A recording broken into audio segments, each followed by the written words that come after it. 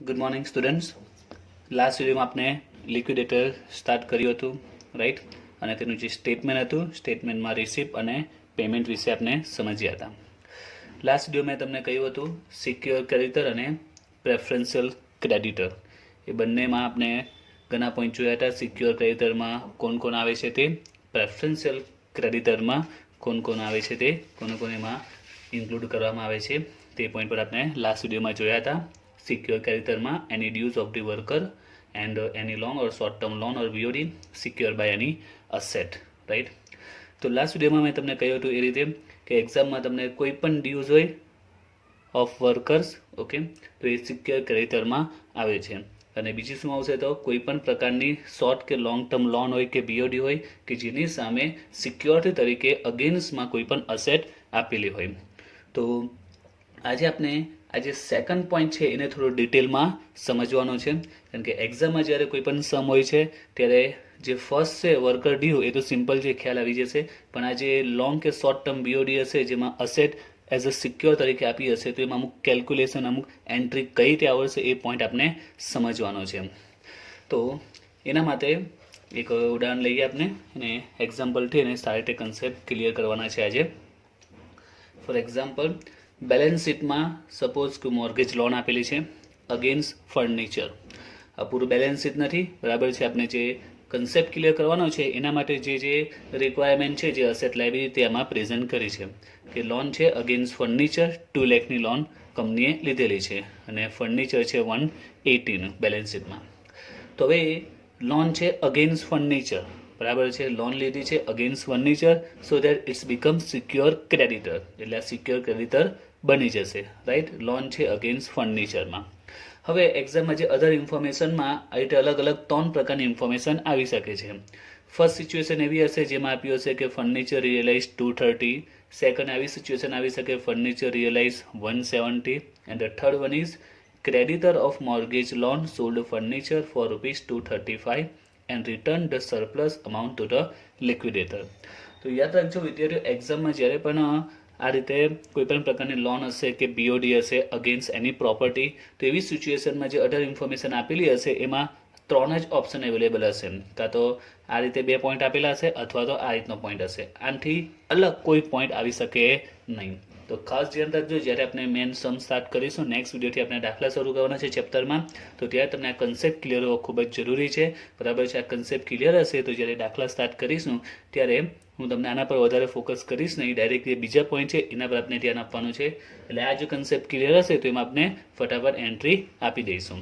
તો આમાં હું તમને આખું ડિટેલમાં સમજાવીશ કે જો આવી સિચ્યુએશન હોય બેલેન્સ શીટમાં અને અધર ઇન્ફોર્મેશનમાં આ રીતનો પોઈન્ટ આપેલો હોય, જેમ કે ફર્સ્ટ પોઈન્ટ છે ફર્નિચર રિયલાઇઝ 230, તો લિક્વિડેટરના સ્ટેટમેન્ટમાં કઈ રીતે ઇફેક્ટ આવશે એની સાથે હું સમજાવીશ. તો સ્ટાર્ટ કરીએ. ધ ફર્સ્ટ વન પોઈન્ટ શું હોય? સપોઝ કે આપેલું હોય ફર્નિચર રિયલાઇઝ 230 મીન્સ કે ફર્નિચરના સોલ્ડ કરતાં આપણે કેટલા રૂપિયા રિસીવ થયા? 2,30,000 રિસીવ થયા. હવે સવાલ છે કે ફર્નિચર કોને સોલ્ડ કર્યું હશે? તો આ બધું કામકાજ, બરાબર છે, અસેટ વેચવાની છે, અસેટને સોલ્ડ કરવાની છે અને લાયબિલિટી પે કરવાની છે. આ બધું કોણ હેન્ડલિંગ કરે છે? લિક્વિડેટર. તો અહીંયા બંને સિચ્યુએશનના ફર્સ્ટ એન્ડ સેકન્ડમાં ફક્ત એટલી ઇન્ફોર્મેશન છે કે furniture realise means furniture sold કર્યું છે, સપોઝ કે 230 અથવા તો 170. તો આ બંને સોલ્ડ કોને કર્યું હશે? તે સોલ્ડ કરનાર કોણ છે? લિક્વિડેટર. જ્યારે થર્ડ વન આખો ડિફરન્ટ પડી જાય છે. થર્ડમાં શું છે? Creditor of mortgage loan sold furniture. અહીંયા સેલિંગ કોઈ કર્યું છે? ક્રેડિટર ઓફ મોર્ગેજ લોન, બરાબર છે? જે ક્રેડિટર પાસેથી આપણે લોન લીધી છે એને ફર્નિચર વેચી નાખ્યું છે. જ્યારે આ બેમાં કોઈ ઇન્ફોર્મેશન નથી તો આપણે ખબર છે લિક્વિડેટરનું કામ જ છે અસેટ સોલ્ડ કરવાનું અને લાયબિલિટી પે કરવાની. એટલે ફર્સ્ટ એન્ડ સેકન્ડ સિચ્યુએશનમાં લિક્વિડેટર ફર્નિચર સોલ્ડ કરે છે, જ્યારે થર્ડ સિચ્યુએશનમાં જે ક્રેડિટર છે, જે લોનનો ક્રેડિટર છે એ ફર્નિચર સોલ્ડ કરે છે. તો ફર્સ્ટ એન્ડ 2 અને થર્ડ બંનેમાં આટલું એક ડિફરન્સ છે. હવે જો ફર્સ્ટ પર આપણે આવીએ, ફર્નિચર રિયલાઇઝ 230, ફર્નિચરના 230 રિયલાઇઝ થયા, ફર્નિચર 230માં સોલ્ડ થયું છે, રાઈટ? હવે આપણે ફર્નિચર સોલ્ડ કર્યું 230, પણ ફર્નિચર અગેન્સ્ટ આપણે લોન લીધી છે. લોન કેટલાની છે? 2 લાખની લોન છે. એની સામે આપણે લોન લીધેલી છે 2 લાખ. ઓકે, તો આના માટે હું એક એક્ઝામ્પલ લઉં છું અને કન્સેપ્ટ વધારે સારી રીતે ક્લિયર થઈ શકે એના માટે. સપોઝ કે મેં કોઈ પ્રોપર્ટી પરચેસ કરી છે. ઓકે, અને એ પ્રોપર્ટી પરચેસ કરવા માટે મેં લોન લીધેલી હતી. સપોઝ કે 50 લાખની પ્રોપર્ટી છે, બરાબર. 50 લાખમાં મેં પરચેસ કરી છે અને એ પ્રોપર્ટી પરચેસ કરવા માટે મેં લોન લીધેલી છે. 35 લાખની લોન લીધેલી છે. એટલે અત્યારે મારી પાસે પ્રોપર્ટી છે 50 લાખની, એની સામે 35 લાખની લોન છે, રાઈટ. હવે સપોઝ કે હું જે ઇન્સ્ટોલમેન્ટ છે પે નથી કરી શકતો, બરાબર છે, અને હવે મારે સિચ્યુએશન એવી છે કે પ્રોપર્ટી હવે સોલ્ડ કરવી પડે એવી સિચ્યુએશન આવી ગઈ છે ફાઇનાન્શિયલ ક્રાઇસિસને કારણે. તો હવે હું શું કરી તે, તો સપોઝ કે પ્રોપર્ટી 50 લાખની છે, બરાબર. 50 લાખમાં પરચેસ કરી, સપોઝ કે અત્યારે 50 લાખમાં એ સેલ કરી શકાય છે. એની સેલ્સ વેલ્યુ એવરેજ 50 લાખ છે અને લોન સામે કેટલી છે? 35 લાખની લોન છે. તો મારી પાસે ફાઇનાન્શિયલ ક્રાઇસિસ હોવાને કારણે મેં વિચાર્યું કે હવે પ્રોપર્ટીને સોલ્ડ કરી દઉં અને લોનને પે કરી દઉં. તો પ્રોપર્ટી મેં સોલ્ડ કરી દીધી, સોલ્ડ કરી 50 લાખમાં, અને એમાંથી લોન મારે પે કરવી પડશે. અગેન્સ્ટ પ્રોપર્ટી લોન છે, 35 લાખની લોન પે કરી દીધી. તો આ સિચ્યુએશનમાં તમે સિમ્પલ વિચારો કે મારી પાસે ઇન્કમ કેટલી થઈ, મને રિસિપ્ટ કેટલી થઈ અને મેં પેમેન્ટ કેટલું કર્યું. તો જો વિચારો કે મારી રિસિપ્ટ કેટલી, તો મને કેટલા રૂપિયા રિસીવ થયા? 50 લાખ રિસીવ થયા. અને સામે મેં પેમેન્ટ કેટલું કર્યું? તો સામે પેમેન્ટ કર્યું છે 35 લાખનું. ક્લિયર? આ સિમ્પલ કન્સેપ્ટ છે, બરાબર છે, કોઈને પણ ખબર પડી જાય. 50 લાખમાં અસેટ સોલ્ડ કરી અને 35 લાખની લોન પે કરી, બરાબર છે. તો આપનું જે સ્ટેટમેન્ટ છે લિક્વિડેટર તે આ જ છે. એક બાજુ રિસીપ આવે ને એક બાજુ પેમેન્ટ આવે. અસેટ રિયલાઇઝ થાય તે આપણે રિસીપમાં ડેબિટ સાઈડ આવશે અને આપણે જે લોનનું પેમેન્ટ કરીશું એ પેમેન્ટમાં જશે. તો પેમેન્ટમાં કેમાં જશે? આપણે ખબર છે આ લોન કેવી છે? સિક્યોર્ડ છે અને અગેન્સ્ટમાં ફર્નિચર આપેલું છે, એટલે સિક્યોર ક્રેડિટરમાં પેમેન્ટ એનું થશે. એટલે આપનો જે સમ છે તે એઝ ઇટ ઇઝ આ જ છે કે લોન છે 2 લાખની ને ફર્નિચરના રિયલાઇઝ થયા 230. જો આપણે એની ઇફેક્ટ આપવી હોય તો આપણે અકાઉન્ટમાં ઇફેક્ટ આપીને બતાવું છું, જેથી કરીને દાખલા જ્યારે સ્ટાર્ટ કરીએ તો તમને આઈડિયા આવી જશે લિક્વિડેટરના સ્ટેટમેન્ટમાંની શું ઇફેક્ટ આવે. જો ક્વેશ્ચનમાં ફર્સ્ટ પોઈન્ટ આપેલો હોય ફર્નિચર રિયલાઇઝ 230, બરાબર છે. આ બેને અત્યારે ઇગ્નોર કરો, ક્વેશ્ચનમાં ખાલી આટલું જ આપ્યું છે ફર્નિચર રિયલાઇઝ 230. તો એની ઇફેક્ટ શું આવે તે આવી સિચ્યુએશનમાં. તો લિક્વિડેટરનું જે સ્ટેટમેન્ટ છે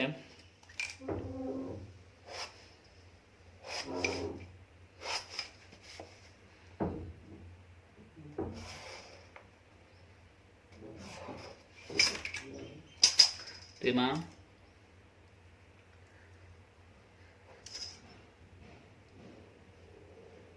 રિસિપ્ટ્સ, પેમેન્ટ. તો રિસિપ્ટમાં અસેટ રિયલાઇઝ, તો અસેટને આપણે કેટલા રૂપિયા રિસીવ થયા? આપણે અસેટ કઈ વેચી છે? ફર્નિચર. તો ફર્નિચરના આપણે કેટલા રૂપિયા રિસીવ થયા? 230 રિસીવ થયા છે. તો એ માટે આપણે લોન પે કરી દઈશું. લોન કેટલાની છે? 2 લાખની લોન છે. તો એ કેમાં જશે? સિક્યોર્ડ ક્રેડિટરના હેડિંગમાં જશે, અંડર સિક્યોર ક્રેડિટર. તો હેડિંગ આપવાનું સિક્યોર ક્રેડિટર. એમાં આપણે લોન પે કરીશું, મોર્ગેજ લોન. કેટલી છે લોન? 2 લાખની. તો આની એન્ટ્રી આવી ગઈ. સિમ્પલ પોઈન્ટ છે. આપણી પાસે 230 રિસીવ થયા અને લોન કેટલી છે? 2 લાખની. તો આપણી પાસે ઇનફ મની છે પેમેન્ટ કરવા માટે, રાઈટ. 2,30,000 ઇનફ છે 2 લાખની લોન પે કરવા માટે. તો 230 રિસીવ થયા, એમાંથી આપણે 2 લાખની લોન પે કરી દીધી, રાઈટ. હવે જોઈએ આપણે સેકન્ડ સિચ્યુએશન કે એમાં શું ઇફેક્ટ આવશે. તો સેકન્ડ સિચ્યુએશન બી સેમ જ આપ્યું છે, ખાલી અમાઉન્ટનો ડિફરન્સ છે. સેકન્ડમાં કીધું છે ફર્નિચર રિયલાઇઝ 170, ફર્નિચર રિયલાઇઝ 170 અને લોનની અમાઉન્ટ કેટલી છે? તો લોનની અમાઉન્ટ છે 2 લાખ. તો આમાં પણ એ સેમ ટુ સેમ ઇફેક્ટ આવશે. લિક્વિડેટર સ્ટેટમેન્ટમાં ફર્સ્ટ આપણે અસેટ રિયલાઇઝ થઈ તે રિસીપ્ટમાં આવશે અને એનું પેમેન્ટ કરીશું તે પેમેન્ટમાં આવશે. ઓકે, તેના માટે આપણે બનાવીએ લિક્વિડેટર સ્ટેટમેન્ટ શોર્ટમાં.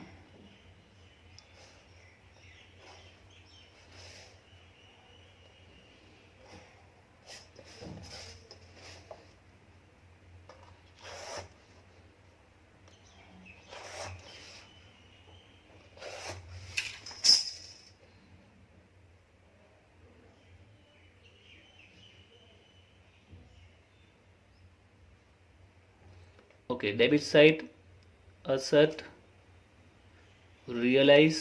તો અસેટના કેટલા રિયલાઇઝ થયા ફર્નિચરના? તો રિસીપ્ટમાં આવશે 1,70,000 રિસીવ થયા છે. હવે એમાંથી આપણે લોન પે કરી દઈએ. સિક્યોર્ડ ક્રેડિટર, તો એમાં છે મોર્ગેજ લોન. હવે લોન કેટલાની છે? 2 લાખની. તો બંનેમાં આ જ ડિફરન્સ છે કે અહીંયા આપણી પાસે ઇનફ પૈસા હતા, બરાબર છે, ઇનફ મની હતા ટુ પે લોન, રાઈટ.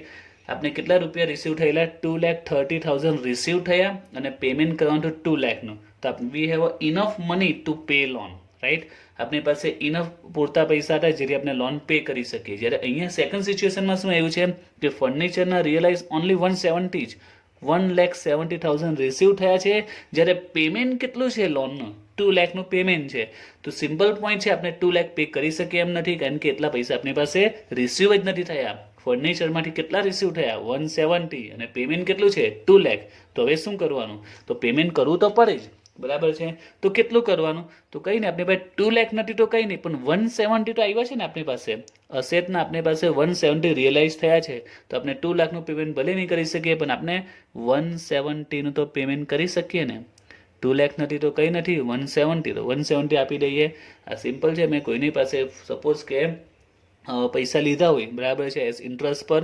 હવે મારે એને 50,000 પે કરવાના છે.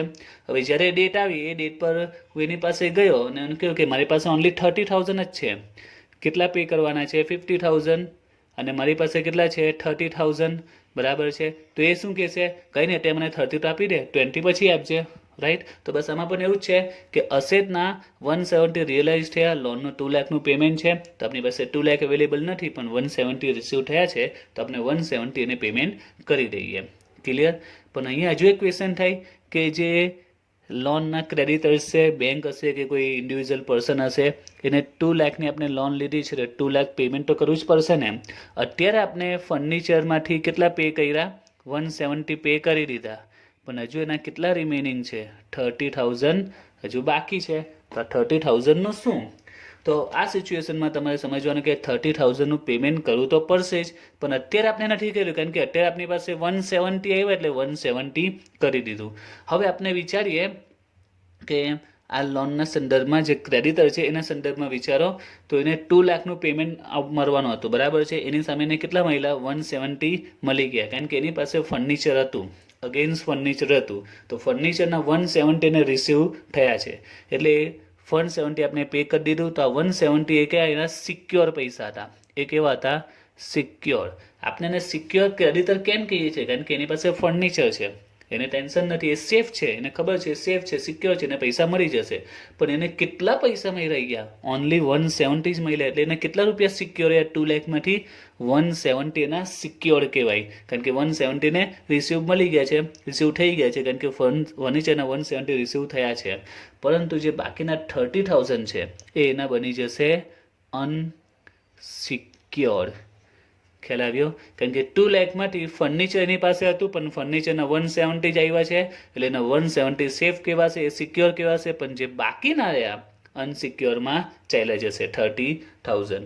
અહીંયા સિચ્યુએશન શું હતી કે ઇનફ પૈસા હતા, 230 હતા, અને પેમેન્ટ 2 લાખનું હતું, તો આપણે 2 લાખ પૂરેપૂરું પેમેન્ટ કરી દીધું. જ્યારે અહીંયા 170 રિસીવ થયા અને પેમેન્ટ હાઈ છે, 2 લાખ છે, 2 લાખ અવેલેબલ નથી, તો 170 પે કરીએ તો એ 170 ના સિક્યોર કહેવાશે.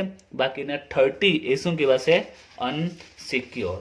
તો આપણે જે સ્ટેટમેન્ટ સમજાવ્યું હતું લાસ્ટ વિડીયોમાં, તે આપણે 1 બાય 1 બધાને પેમેન્ટ કરીશું. તો સૌથી પહેલાં સિક્યોર ક્રેડિટર, તો સિક્યોર ક્રેડિટરમાં કેટલું પેમેન્ટ થશે લોનનું? 170. હવે એના 30 બાકી છે, તો આપણે સ્ટેપ બાય સ્ટેપ બધાને પેમેન્ટ કરીશું. તો 5th નંબર પર અનસિક્યોર ક્રેડિટર આવે છે.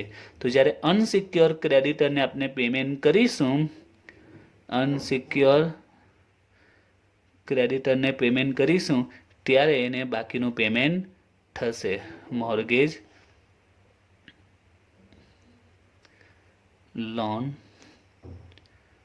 30,000. ક્લિયર? તો ટોટલ 2 લાખનું પેમેન્ટ છે. 2 લાખનું પેમેન્ટ એક સાથે નહીં થશે કારણ કે ફર્નિચરના રિયલાઇઝ ઓછા થયા છે, 170 થયા છે, તો તે 170 આપી દો. હવે જે બાકીના 30 બચ્યા એ કેમાં ચાલ્યા જશે? અનસિક્યોરમાં. જ્યારે 5th નંબર પર અનસિક્યોરને પેમેન્ટ થશે ત્યારે બાકીના 30,000 મળશે. ક્લિયર? તો જ્યારે આ ફર્સ્ટ ને સેકન્ડ પોઈન્ટ આવે, બરાબર છે, તો બંનેની ઇફેક્ટ સેમ જ છે. એક અસેટ રિયલાઇઝ થાય તે રિસિપ્ટમાં અને પેમેન્ટ કરીએ તે પેમેન્ટમાં, બરાબર છે. આમાં પણ અસેટ રિયલાઇઝ થાય રિસિપ્ટમાં અને પેમેન્ટ કરીએ તે પેમેન્ટમાં, બરાબર છે, લોનનું. પરંતુ બંનેમાં ડિફરન્સ શું છે કે અહીંયા enough, they have enough money to pay loan, જ્યારે અહીંયા ઇનફ નથી, ઓછા છે, તો જેટલા છે એટલા પે કરી દો, બાકીના કેમાં ચાલ્યા જશે? અનસિક્યોરમાં. ક્લિયર થઈ ગયું? First and second point. Now the third one is, ત્રીજા પોઈન્ટમાં શું આપ્યું છે? ત્રીજી સિચ્યુએશનમાં કે creditor of mortgage loan sold furniture for 235, બરાબર છે. તો અહીંયા ફર્નિચર કોઈ સોલ્ડ કર્યું છે? Creditor of mortgage loan, creditors of mortgage loan sold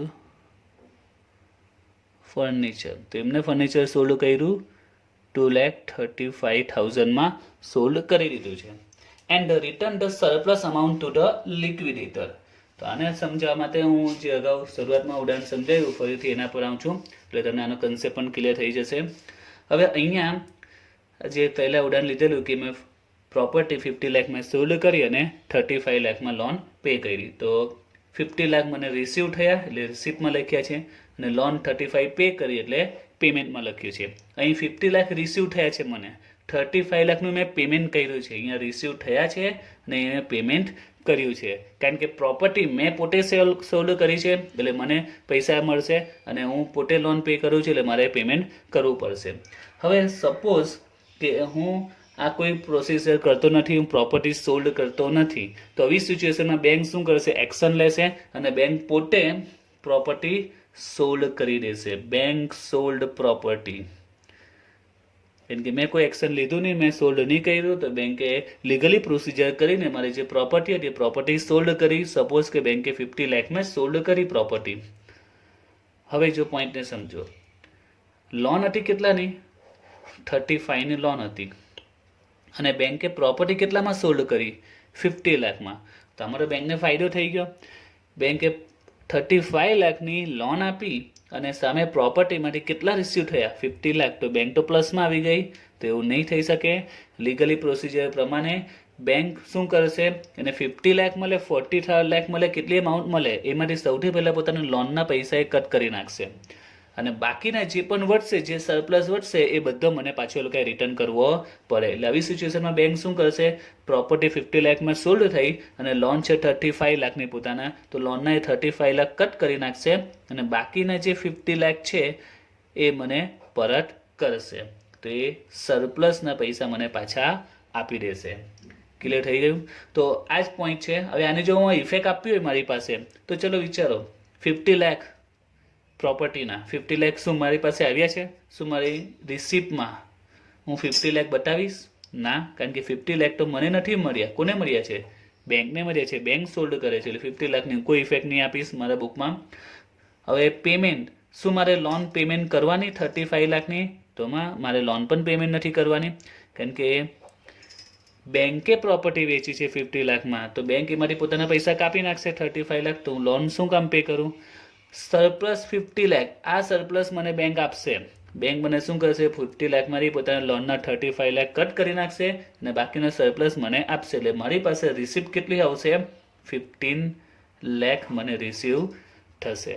તો આનો અર્થ શું થયો કે જો પ્રોપર્ટી બેંક સોલ્ડ કરી દે અથવા જે પણ ક્રેડિટર સોલ્ડ કરી દે, તો એવી સિચ્યુએશનમાં જે સરપ્લસ હોય તે જ આપને મળશે. બરાબર છે? જેટલામાં સોલ્ડ કર્યું તે આપણે પૈસા રિસીવ નહીં થશે, આપણે પેમેન્ટ પણ નથી કરવાનું, આપણે સીધું આ સરપ્લસ લઈ લેવાનું. એટલે એક જ ઇફેક્ટ આવશે. તો સેમ ટુ સેમ સિચ્યુએશન છે અહીંયા આગળ.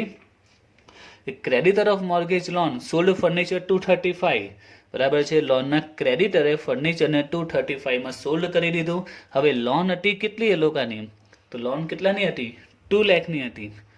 તો આનો મિનિંગ શું થયો કે 235 સોલ્ડ કર્યું અને પોતાની લોનના 2 લાખ એ લોકો કટ કરી નાખશે, તો બાકીના 35,000 એ સરપ્લસ છે, એ સરપ્લસ એ લોકો પાછો આપશે. અંદર કહ્યું છે and return the surplus amount to the liquidator. જો ન કહ્યું હોય તો પણ આપણે આપી દેવાનું, કારણ કે બેંકવાળા કે કોઈ પણ ક્રેડિટર પોતાના લોનના પૈસા કવર કરશે, જે રિમેનિંગ અમાઉન્ટ હોય સરપ્લસ હોય તેમને રિટર્ન કરવો પડે છે.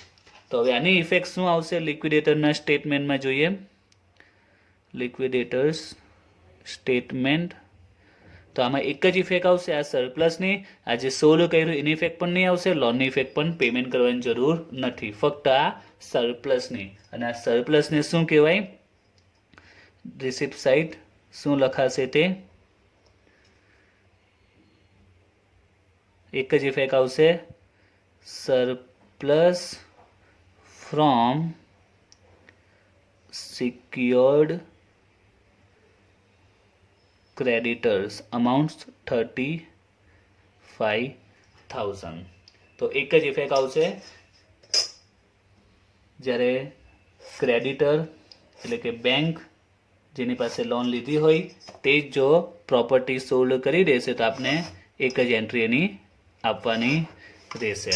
સરપ્લસ ફ્રોમ સિક્યોર ક્રેડિટર, જે આપણે લાસ્ટ વિડીયોમાં સ્ટેટમેન્ટ સમજાવ્યું હતું એમાં પોઈન્ટ હતો સરપ્લસ ફ્રોમ સિક્યોર ક્રેડિટર. તો ક્લિયર થઈ ગયું સરપ્લસ ફ્રોમ સિક્યોર ક્રેડિટર શું છે તેમ.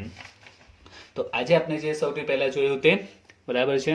કયો પોઈન્ટ જોયો આપણે કે કોઈ પણ લોન જેની અગેન્સ્ટ ફંડ પ્રોપર્ટી આપેલી હોય તો સિક્યોર ક્રેડિટરમાં આવે, કન્ફર્મ છે કેમાં આવશે સિક્યોરમાં. પણ એક્ઝામમાં ને જે ક્વેશ્ચનમાં નીચે જે અધર ઇન્ફોર્મેશન હોય તેમાં જોવાનું પોઈન્ટમાં શું આપ્યું છે, ફર્નિચર કે જે પણ હશે તો એની સોલ્ડ કેટલામાં સોલ્ડ કર્યું છે, તો એના અલગ અલગ અમાઉન્ટ આવી શકે છે. તો ફક્ત દાખલામાં એવું આપેલું હોય કે ફર્નિચર રિયલાઇઝ કે ફર્નિચર સોલ્ડ, તો એ કોઈ સોલ્ડ કર્યું હશે લિક્વિડેટર, તો એની બે ઇફેક્ટ કન્ફર્મ, અસેટના જે રિયલાઇઝ થાય તે રિસિપ્ટ સાઇડ અને જે પેમેન્ટ કરીએ તે સિક્યોર ક્રેડિટરમાં પેમેન્ટમાં જશે. ઓકે, અને આમાં પણ સેમ ટુ સેમ એ જ ઇફેક્ટ. પણ જો અહીંયા ઇનફ પૈસા હતા, પૂરતા હતા તો આપણે પે કરી દીધું, અહીંયા ઓછા હતા તો જે બાકીના હતા એ કેમાં ચાલ્યા ગયા અનસિક્યોરમાં. બરાબર છે. તો અહીંયા બે ઇફેક્ટ અને અહીંયા ત્રણ ઇફેક્ટ આવી. અને જો ક્રેડિટર્સ ઓફ મોર્ગેજ લોન, બરાબર છે કે બેંક જેની સામે લોન લીધી હોય જેની પાસેથી જો એ જ પ્રોપર્ટી સોલ્ડ કરે તો એવી સિચ્યુએશનમાં એક જ ઇફેક્ટ આવશે. જેટલામાં ફર્નિચર કે જે પણ અસેટ સોલ્ડ થયું છે એમાંથી લોનની અમાઉન્ટ કટ કરી નાખશે અને જે સરપ્લસ હશે સરપ્લસ આપણે રિસીવ થશે, જે રિસીવમાં આવશે surplus from secure creditor. Okay, હવે આપણે જોઈએ પ્રેફરન્શિયલ ક્રેડિટર. હવે પ્રેફરન્શિયલ ક્રેડિટરમાં ટોટલ 5 પોઈન્ટ હતા. તો લાસ્ટ વિડીયોમાં આના વિશે શોર્ટમાં કહ્યું હતું અને એમાં મેં સેકન્ડ પોઈન્ટ વિશે કહ્યું હતું કે સેકન્ડ પોઈન્ટ આપણે સમજીશું. તો આજે હવે સેકન્ડ પોઈન્ટ જોઈએ. બાકીના જે 5th પોઈન્ટ છે ટોટલ એમાં તો એટલો ઇસ્યુ નથી, ખ્યાલ આવી જશે દાખલામાં. પણ જે સેકન્ડ પોઈન્ટ છે એમાં એક્સ્ટ્રા કંઈ આપેલું છે, સેલેરી ઓફ એન એમ્પ્લોય કે clerk 4 months or actual or 20,000 which ever is less. તો આને પણ આપણે કેલ્ક્યુલેશન સમજીએ જે રીતે આ સેકન્ડ પોઈન્ટમાં સિક્યોરમાં સમજાવી એ જ રીતે આને એક્ઝામ્પલ દ્વારા સમજીએ કે આમાં સેલેરી ઓફ એમ્પ્લોય જે ક્વેશ્ચનમાં આપેલી હોય તો આ જે 3 પોઈન્ટ્સ છે એની મદદથી આપણે પ્રેફરન્શિયલ ક્રેડિટરની એકચ્યુઅલ અમાઉન્ટ શોધવાની છે. તો અમાઉન્ટ કઈ રીતે શોધાશે તે આપણે જોઈએ. તો સપોઝ કે ક્વેશ્ચનમાં આ રીતનો પોઈન્ટ આપ્યો છે કે unpaid salary of 4 clerk for last 2 months ₹8,000 per month. તો અહીંયા શું આપેલું છે તે સેલેરી બાકી છે, અનપેડ છે, કેટલા ક્લાર્કની 4 ક્લાર્કની ફોર લાસ્ટ 2 months, 2 monthsની સેલેરી બાકી છે 4 ક્લાર્કની, 8,000 પર મંથ, એટલે કે એક ક્લાર્કની એક મંથની સેલેરી કેટલી છે 8,000 છે. બરાબર છે. 8,000 સેલેરી કોની છે પર મંથ. ઓકે, 1 monthની ફોર 1 ક્લર્ક, 1 ક્લર્કની એક મહિનાની સેલેરી છે 8,000. સિમ્પલ ભાષામાં એક કર્મચારીની એક ક્લાર્કની એક મહિનાની સેલેરી કેટલી છે 8,000 છે. તો આપણે આ જે સ્ટેપ છે સ્ટેપને ફોલો કરવાના છે કે આમાંથી આપણે અમાઉન્ટ શોધવાની છે કે પ્રેફરન્શિયલ ક્રેડિટર કેટલા. જે રીતે આમાં આપણે સિક્યોર ક્રેડિટરની અમાઉન્ટ શોધી લીધી એ રીતે આમાં પ્રેફરન્શિયલ ક્રેડિટરની અમાઉન્ટ શોધવાની છે. તો એના માટે આ સ્ટેપ ફોલો કરવાના છે. તો સ્ટેપ છે 4 months, ત્યાર પછી એકચ્યુઅલ અને 20,000. 4 months, એકચ્યુઅલ એન્ડ 20,000. તો સૌથી પહેલાં 4 months. તો 4 monthsની કેટલી થાય તો 8,000 એ પર મંથ છે. તો તો 8000 ઇન્ટુ પર મંથ છે, આ 4 મંથ્સની આપણે જોઈએ તો ઇન્ટુ 4 મંથ, તો કેટલી આવશે 8 4 32. ત્યાર પછી એકચ્યુઅલ, તો એકચ્યુઅલ કેટલી બાકી છે, એકચ્યુઅલ કેટલા મંથની બાકી છે, લાસ્ટ 2 મંથ્સની બાકી છે. કેટલા મંથની, 2 મંથની. મંથલી 8000 છે, મંથલી 8000 છે અને 2 મંથ્સની બાકી છે, તો 8000 ઇન્ટુ 2 મંથ્સ, તે આવશે 16000 એન્ડ લાસ્ટ આ 20000 એઝ ઇટ ઇઝ. તો ત્રણમાંથી કઈ લેવાની, 4 months actual or 20000, whichever is less, તો આમાંથી લેસ કઈ છે, 16000 લેસ છે. એટલે આપણે પ્રેફરન્શિયલ ક્રેડિટરમાં જે વાત કરીએ, પ્રેફરન્શિયલ ક્રેડિટરમાં એમાં 5 અલગ અલગ બાબતોનો સમાવેશ થાય છે, અલગ અલગ લાયબિલિટીમાં ઇન્ક્લુડ છે. તો એમાંથી આ ક્રેડિટર્સમાં જે ક્લાર્કની સેલેરી વાત કરીએ, તો ક્લાર્કની સેલેરી કેટલી છે, એમાંથી પ્રેફરન્શિયલ ક્રેડિટરમાં ક્લાર્કની સેલેરી કેટલી આવશે, જે લેસ છે તે 16000. ક્લિયર થયું કેલ્ક્યુલેશન? તો સિમ્પલ કેલ્ક્યુલેશન છે, રાઈટ. તો આપણે શું કરવાના, 3 સ્ટેપને ફોલો કર્યા છે. 4 મંથ્સ એકચ્યુઅલ અને 20000, ત્રણેયમાંથી જે લેસ હોય તો લેસ કેટલી છે, 16000 એ લઈ લીધી. એ આવી ક્લાર્કની સેલેરી, જે આપણે પ્રેફરન્શિયલ ક્રેડિટરમાં લખીશું. જ્યારે આપણે સ્ટેટમેન્ટ બનાવીશું પ્રેફરન્શિયલ ક્રેડિટર, તો અહીંયા આપણે બતાવીશું ક્લાર્ક સેલેરી 16000, એ રીતે આપણે પ્રેઝન્ટ કરવાના છે. બટ આ જે આપણે અમાઉન્ટ છે એ સાચી નથી, એ હજુ અધૂરી છે ગણતરી. તો આ જે આપણે કેલ્ક્યુલેશન કરીએ છીએ, આ 4 મંથ્સ એકચ્યુઅલ ને 20000, this is for 1 employee, 1 clerk, બરાબર છે. આ જે ગણતરી છે એ કેટલા જણની છે, ઓનલી ફોર 1 ક્લર્ક 1 એમ્પ્લોયની આ કેલ્ક્યુલેશન છે. હવે આપણે એવા કેટલા ક્લર્ક છે, ધેર આર 4 ક્લર્ક, એટલે 16000 આવ્યા તે એક ક્લર્કના આવ્યા છે. 16000 એ ફોર 1 ક્લર્ક, બરાબર છે, એક ક્લર્કના 16000 છે. એવા કેટલા ક્લર્ક છે ક્વેશ્ચનમાં આપ્યા છે, 4 ક્લર્ક. તો 4 ક્લર્કની કેટલી થશે, 64000. એટલે પ્રેફરન્શિયલ ક્રેડિટરમાં આપણે ક્લર્કની સેલેરી કેટલી પ્રેઝન્ટ કરીશું, 64000, જો આ રીતનો પોઈન્ટ આપેલો હોય તો. ક્લિયર? બીજા હવે આપણે 2-3 એક્ઝામ્પલ લઈએ અને વધારે સારી રીતનો કન્સેપ્ટ ક્લિયર કરીએ. હવે જોઈએ second point, unpaid salary of 2 clerk for 5 months 1,60,000. હવે જો ઉપર જે ક્વેશ્ચન હતો એમાં પર મંથ 8000 અને આ એક ક્લર્કની એક મહિનાની સેલેરી આપી દીધી હતી, બરાબર છે. એક ક્લર્કની એક મહિનાની સેલેરી 8000 ક્લિયર આપી દીધું હતું. જ્યારે આ બીજા પોઈન્ટમાં શું આપ્યું છે, 2 ક્લર્કની 5 મંથ્સની સેલેરી બાકી છે 160. તો 160 એ અમાઉન્ટ કોની છે, 2 ક્લર્કની 5 મંથ્સની કમ્બાઈન 160 આપેલી છે. એટલે 160 કોઈ એક ક્લર્ક એક મહિનાની નથી, આ 160 કઈ છે, 2 ક્લર્કની 5 મંથની, બરાબર છે. તો આમાં આપણે કેલ્ક્યુલેશન કરીએ તો આપણે 1 ક્લર્કને કેલ્ક્યુલેશન કરીએ છીએ, તો આપણે એક ક્લર્કની સેલેરી કેટલી હશે પર મંથ એ ફાઇન્ડ આઉટ કરવાની છે. તો સિમ્પલ જ છે. જો 2 ક્લર્કની 5 મંથ્સની કમ્બાઈન સેલેરી 160 છે, તો પહેલા આપણે વાત કરીએ કે એક ક્લર્કની કેટલી થશે, એક ક્લર્કની 5 મંથ્સની કેટલી થશે. તો સિમ્પલ છે, આ 160 કેટલા ક્લર્કની છે, 2 ક્લર્કની 5 મંથ્સની છે, ડિવાઈડ બાય 2 કરી દો તો 80000 મળશે. આ કેટલાની સેલેરી થઈ, એક ક્લર્કની થઈ, કેટલા મંથની, 5 મંથની. હવે જો મંથલી શોધવી હોય તો 80000 ડિવાઈડ બાય આ કેટલા મંથની છે, 5 મંથ્સની 80000 છે, ડિવાઈડ બાય 5 કરો તો 60000 એ મંથલી સેલેરી આવશે. ક્લિયર થયું? એટલે કે એક ક્લાર્કની એક મંથની સેલેરી કેટલી છે, મંથલી સેલેરી 16000. ફરીથી જો આ પોઈન્ટમાં પર મંથ આપી દીધું, એટલે પર મંથ ક્લાર્કની સેલેરી 8000 ક્લિયર આપી દીધું છે. જ્યારે આમાં 2 ક્લાર્કની 5 મંથની સેલેરી 160, અહીંયા પર મંથ આપેલો હતું, અહીંયા આપ્યું નથી, તો આપણે એને ડિવાઈડ કરીને છૂટું પાડ્યું કે એક ક્લર્કની એક મંથની સેલેરી કેટલી આવશે. તો 160 એ 2 ક્લર્કની 5 મંથની છે, તો પહેલાં તો આપણે એક ક્લર્કને એમાં શોધી નાખ્યું, 2 ક્લર્કની છે, ડિવાઈડ બાય 2 કરો એટલે 80000 એક ક્લર્કની કહેવાશે, પણ એ પાછું કેટલું છે 5 મંથ્સની, એટલે ડિવાઈડ બાય 5 કર્યું એટલે 16000 એ એક ક્લર્કની એક મંથની સેલેરી મળી ગઈ. રાઈટ. હવે આપણે આ સ્ટેપ ફોલો કરવાના છે. 4 મંથ એકચ્યુઅલ અને 20,000. તો સૌથી પહેલા 4 મંથની શોધીએ તો 16,000 મંથલી ઇન્ટુ 4 તે આવશે 64. એકચ્યુઅલ કેટલી બાકી છે? 5 મંથ્સની બાકી છે. 16,000 ઇન્ટુ 5 18,000. પહેલા આપણે 4 મંથની લખી 16 ઇન્ટુ 4.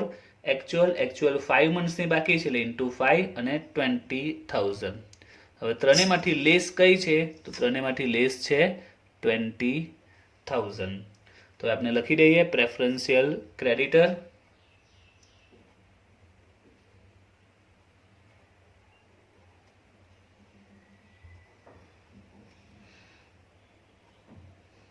તેમાં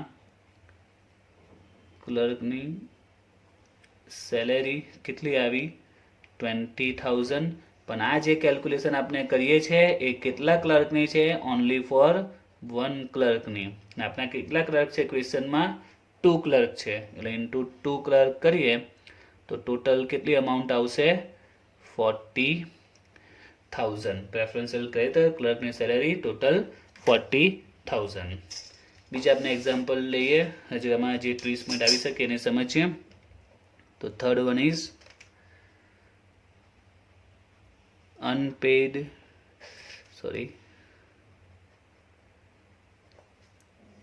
unpaid salary of 3 employee for 2 months 36,000. હવે અહીંયા unpaid salary of 3 employee for 2 months 36,000. તો અહીંયા પણ કમ્બાઇન સેલેરી આપી છે. 3 એમ્પ્લોયની 2 મંથ્સની ટોટલ સેલેરી છે 36. તો અગાઉની જેમ જ આપણે સૌથી પહેલાં શું કરીએ કે એક ક્લર્કની એક એમ્પ્લોયને આમાં શોધી નાખીએ કે 1 એમ્પ્લોયની કેટલી આવશે. આ કેટલા એમ્પ્લોયની છે? 3 મંથ્સની 2 મંથ્સ 3 એમ્પ્લોયની 2 મંથ્સની આપેલી છે. તો આપણે પહેલાં તો 1 એમ્પ્લોયની શોધી નાખીએ તો 36,000 ડિવાઈડ બાય 3 તો 12,000 એ એક એમ્પ્લોયની 1 એમ્પ્લોયની આપણે સેલેરી મળી ગઈ. પણ આ કેટલા મંથની છે? 2 મંથની છે. તો હવે એને મંથલી ફાઇન્ડ આઉટ કરીએ. 12,000 ડિવાઈડ બાય 2 એટલે મંથલી કેટલી આવશે? 6,000. Same to same second point છે એ રીતનું જ છે. 3 એમ્પ્લોયની આપેલી છે એટલે ડિવાઈડ બાય 3 કરી એટલે 1 એમ્પ્લોયની મળી ગઈ. પણ એ કેટલા છે? 2 મંથની છે એટલે આ 2 મંથની અમાઉન્ટ મળી છે. 2 મંથના 12,000 છે. મેં મંથલી ફાઇન્ડ આઉટ કર્યું 12 ડિવાઈડ બાય 2 એટલે કે 6,000. હવે આપણે સ્ટેપ ફોલો કરીએ. 4 મંથ. શા માટે મંથલી આપણે ફાઇન્ડ આઉટ કરીએ અહીંયા પણ? કારણ કે આપણે સ્ટેપમાં 4 મંથ પહેલાં લખવાના છે એટલે મંથલી સેલેરી જોઈએ જ. પહેલા ક્વેશ્ચનમાં મંથલી આપેલું જ હતું, જ્યારે સેકન્ડ અને થર્ડમાં મંથલી આપ્યું નથી તો આપણે મંથલી શોધી નાખ્યું. તો 4 મંથ એકચ્યુઅલ એન્ડ 20,000. તો 4 મંથની 6,000 ઇન્ટુ 4 24,000. દેન એકચ્યુઅલ તો એકચ્યુઅલ 2 મંથ્સની બાકી છે તો ઇન્ટુ 2 12,000 એન્ડ 20,000. તો ત્રણેયમાં લેસ કઈ છે? 12,000. જે લેસ હશે તે પ્રેફરન્શિયલમાં આવશે. તો લેસ છે 12,000. તો આપણે પ્રેફરન્શિયલ ક્રેડિટર્સ એમાં એમ્પ્લોઈઝ સેલેરી આઉટસ્ટેન્ડિંગ છે તે કેટલી આવશે? 12,000. પણ આ કેલ્ક્યુલેશન કેટલાની છે? એક એમ્પ્લોયની એક ક્લર્કની છે ને આપણા કેટલા છે? 3 છે. તો into 3 employee. So the answer will be 36,000. Okay. હવે બીજો એક લાસ્ટ ક્વેશ્ચન લઈએ આમાં. Outstanding salary of clerk amount 10,000.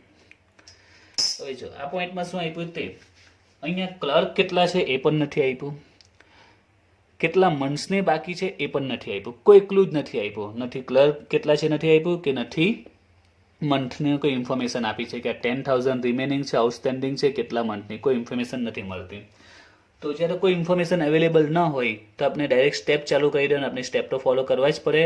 4 month actual 20,000 કોઈ ઇન્ફોર્મેશન છે નહીં તો ડાયરેક્ટ આપણે સ્ટાર્ટ કરી દઈએ. તો 4 મંથ, હવે 4 મંથની કેટલી હશે તો અહીંયા કોઈ ઇન્ફોર્મેશન અવેલેબલ છે જ નહીં કે આ કેટલા મંથ્સની છે. બરાબર છે. ક્વેશ્ચનમાં જો લખી રહી કે આ 3 મંથ્સની છે કે 2 મંથ્સની છે તો આપણે મંથલી ફાઇન્ડ આઉટ કરીને 4 મંથની શોધી શકીએ. તો અહીંયા તો કોઈ ઇન્ફોર્મેશન છે નહીં તો કંઈ નહીં, આપણે એમાં ડેશ લઈ લઈએ કારણ કે અહીંયા કોઈ ઇન્ફોર્મેશન અવેલેબલ નથી. સેકન્ડ છે એકચ્યુઅલ. તો એકચ્યુઅલ તો 10,000 આપેલા જ છે, એ આપણે એકચ્યુઅલ લખી દઈએ. And third is 20,000. હવે ત્રણેયમાં લેસ કઈ, હવે આ તો છે જ નહીં તો આ બેમાં જ જોવાનું. તો બંનેમાં લેસ કઈ છે 10,000, તો એ પ્રેફરન્શિયલ ક્રેડિટરમાં આવી જશે. તો પ્રેફરન્શિયલ ક્રેડિટર્સમાં ક્લર્ક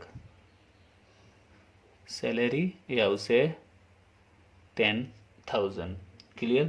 તો નેક્સ્ટ વિડીયોમાં આપણે સમ સ્ટાર્ટ કરીશું. તેમાં જે શોર્ટ કેલ્ક્યુલેશન આ કરાવી છે દાખલામાં કામ પડશે, જેથી દાખલામાં આ પોઈન્ટને હું સ્પીડમાં કવર કરી લઈશ. આજે જે જોયા છે તે જે બીજા પોઈન્ટ છે એના પર આપણે ફોકસ કરી શકીશું.